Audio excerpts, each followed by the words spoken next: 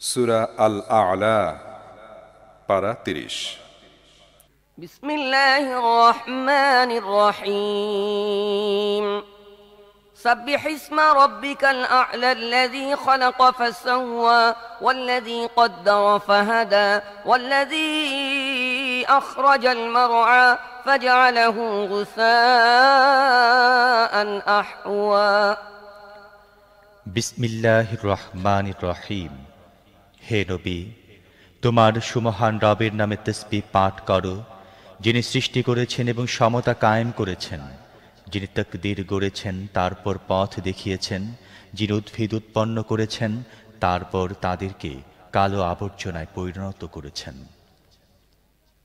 سنقرئك فلا تنسى إلا ما شاء الله إنه يعلم الجهر وما يخفى ونيسرك لليسرى فذكر إن نفعت الذكرى سيذكر من يخشى ويتجنبها الأشقى الذي يصلى النار الكبرى ثم لا يموت فيها ولا يحيا আমি তোমাকে পড়িয়ে দেব, তারপর তুমি আর ভুলবে না।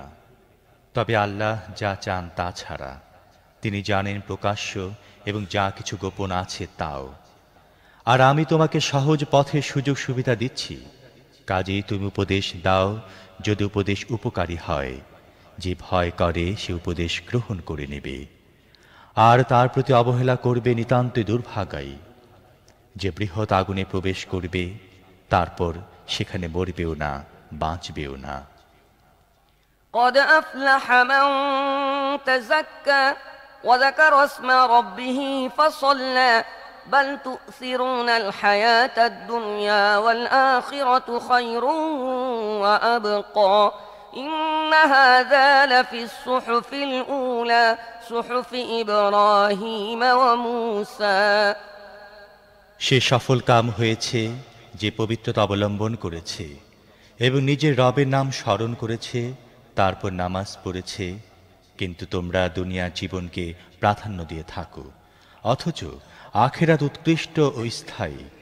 পূর্বে অবতীর্ণ সহিফাগুলো একই কথাই বলা হয়েছিল ইব্রাহিম ও মুসার সহিফায়।